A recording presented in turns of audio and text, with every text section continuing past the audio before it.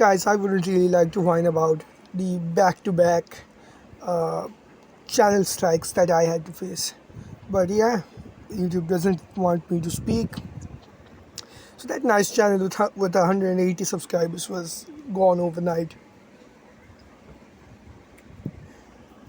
Alright guys, let's just get to this. So there's this video, you guys have probably all seen it by now.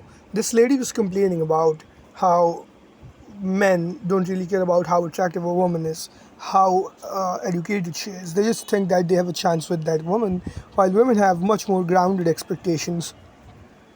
And men are delusional and shit like that. Of course, Shwetabh reacts to this, and this is how I describe it, to be honest. He is like a batsman who is trying to slog every single ball out of the hand of a spinner because he doesn't read the variations out of the hand. So the only way that he can make sense is by calling this woman bad, is by saying that this woman is making generalizations. Honestly, this is not a case of generalizations. This is something that is far greater than that. This is a case of maladjusted expectations that we as a society have of men, that the expectations that are placed on men are much higher. So this graph would probably clarify a lot of things for you guys. So the average man is rated something like a 3 to 3.5, and the average woman is rated something like 5.5. So when an average guy, let's say, he asks out a woman who is also average looking, because she has been told all her life that she's 5.5, she's very attractive looking, what happens is she believes that she is being approached by a subhuman. That's what happens, guys. These women, of course, and then she goes on to say that when we as women think of attractive men, we are definitely much more anxious. Of course, if she looks at Chico Lachowski, she's gonna be anxious. No one is that delusional, right? No one is that delusional.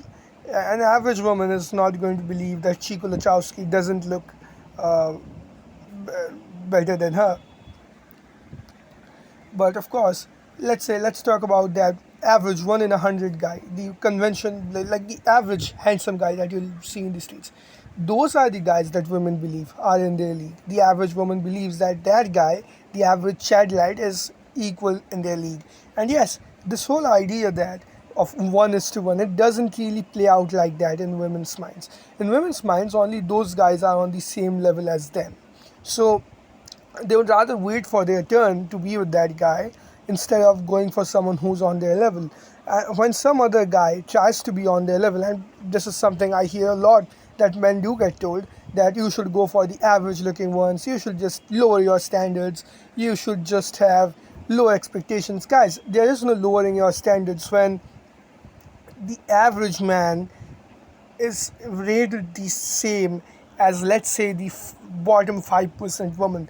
50% of men cannot be going for 2-3% of women. That simply doesn't make sense mathematically, right?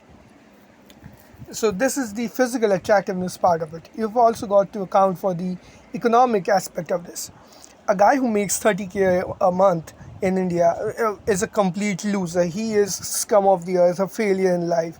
A woman who makes 30k a month is a strong, independent woman, right?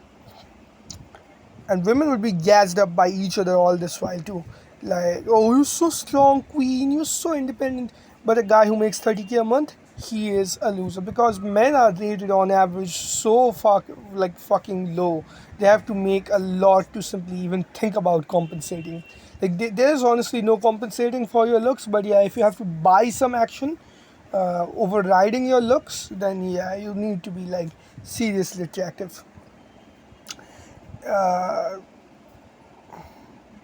issue with Shwetabh is Shwetabh doesn't point out the more obvious glaring issues, is that this is a result of maladjusted expectations, and she is objectively wrong. Her maladjusted expectations make her feel like that the average guy is subpar and she is above par. This is how women rate themselves. That the third line is the self graph. So yeah, the average woman rates herself something like above 7. This is an example of how maladjusted expectations work.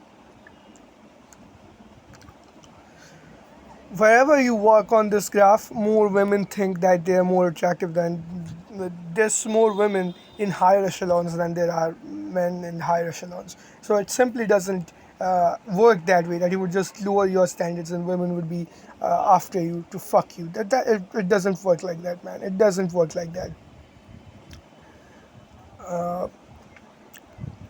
Then there comes the data.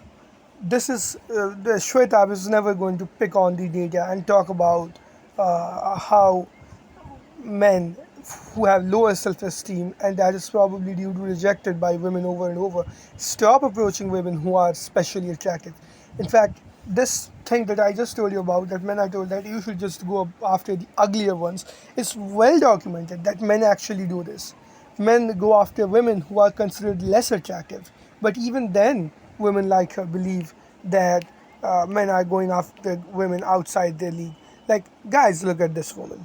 I am not going to bully her or some shit like that. She looks like your average Indian woman, and well, apart from her tits, there's nothing really going on her body as well. It's like she has a really protruding belly. Now, I know women watching this would probably say, "Oh, that is just how a normal woman is supposed to look like." Oh, that's no, man. That's not how a normal woman is supposed to look like. And let me also get this straight. A vast majority of quote unquote healthy people, like people call it in terms of BMI, are still overly fat. This is what the consensus of the research is. A vast majority of people who are quote unquote healthy weight are still overly fat, have no muscle tone, have protruding bellies like her. She's nothing special, guys. If she believes that a guy is going outside her league, outside his league, pursuing her, she is probably the one with high expectations, not the guy. She is probably the one who believes that guys on the same level as her are below her. That's whom she treats like that. And I'd honestly discuss another woman in the future real soon.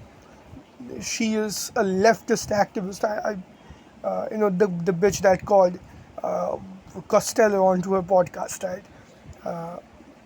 The bitch that went on the Piers Morgan show and said, "I am literally a communist idiot." What's her name, man? I don't even remember what her name is. Her name is like Ash Sarkar. I discuss her. She basically went on to call female dating coaches on her show, and then she found out that modern dating, modern dating is like women fighting for one attractive man. That is what those coaches said, and she was agreeing with them. And with William Costello, William Costello was coping hard in that interview as well.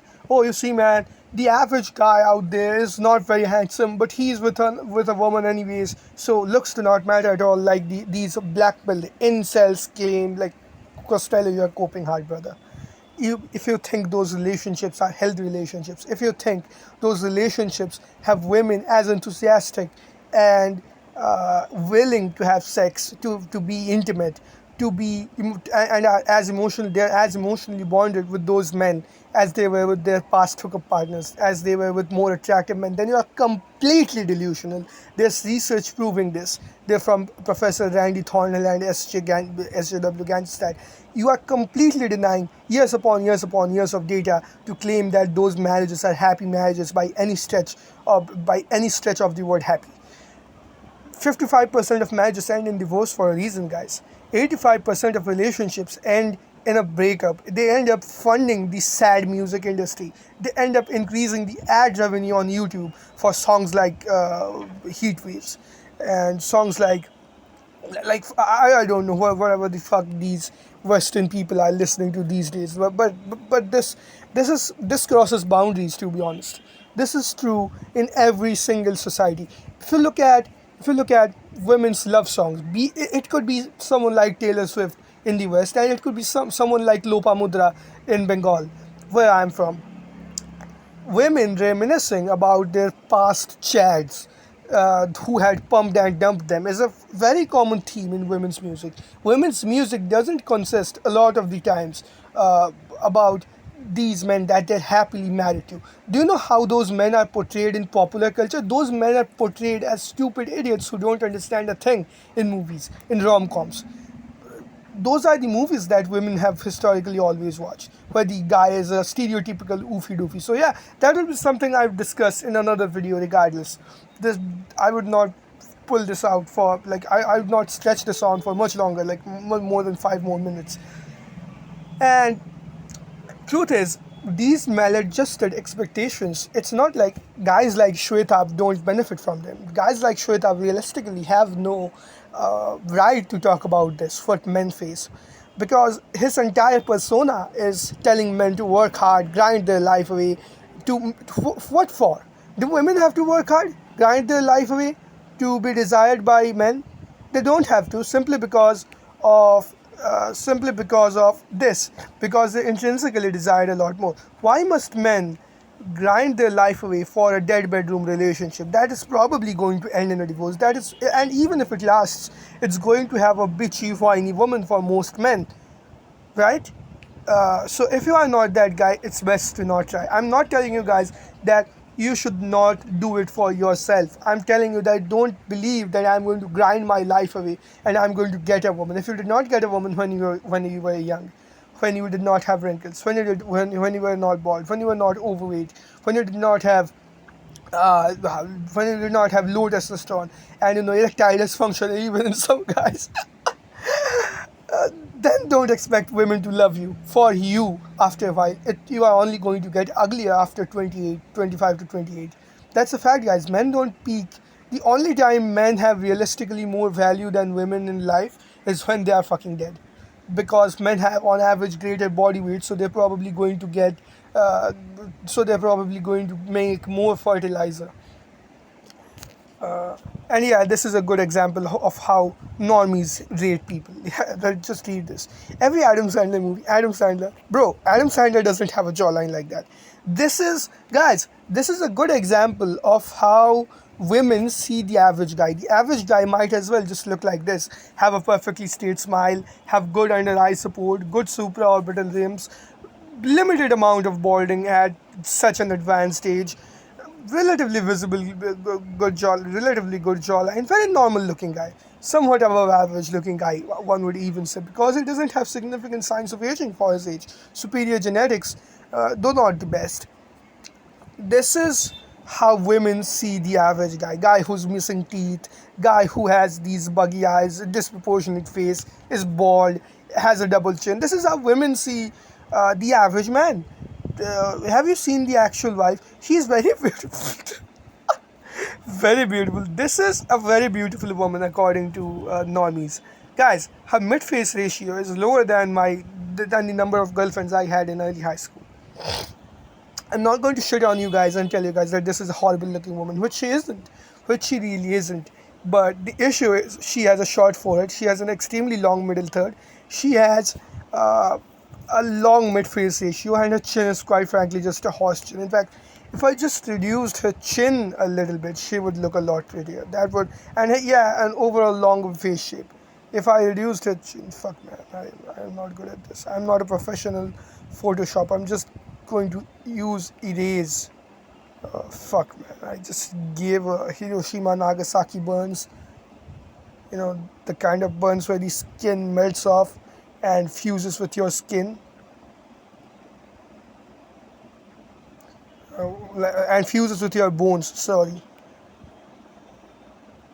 Those kinds of burns. I gave her those kinds of burns, man, that you get from radiation poisoning and shit like that. Yeah. If I made her chin, if I morphed her chin to be a bit shorter, if I morphed it, she's already starting to look better, my guys. Like,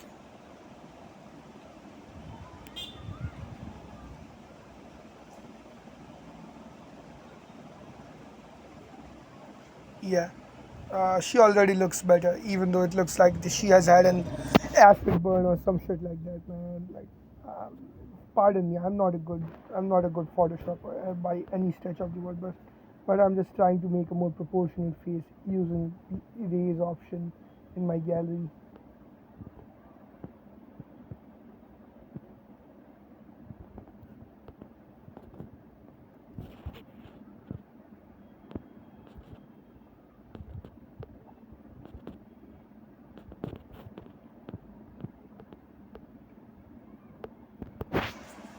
Yeah, that slight change is, to be honest, quite significant because not only have I changed her chin size, I have changed her chin shape overall as well. She has a much more U-shaped chin. Oh shit,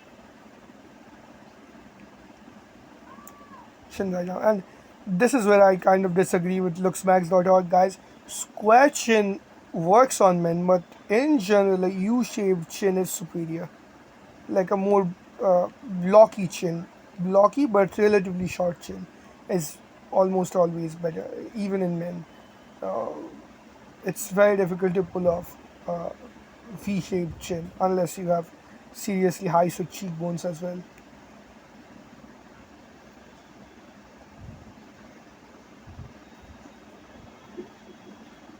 And even then, it lends to a much more feminine appearance in men.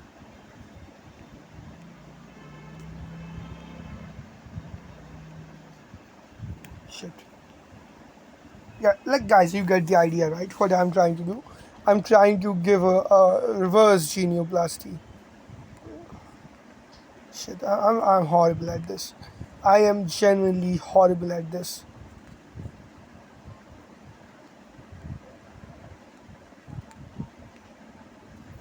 Okay, all right. You guys get the idea regardless. You guys get the idea regardless. And she would be much more attractive if she had a slightly shorter chin, but honestly, there is nothing that could be done with the nose. These two are roughly on the same level. People believe that these two are on a different level because normies don't care about context and skew adjustment. They only care about their perceptions and peddling their beliefs. So yeah, guys, I would see you in the next one. And up until then, don't be a fucking normie and know your place in life and act accordingly.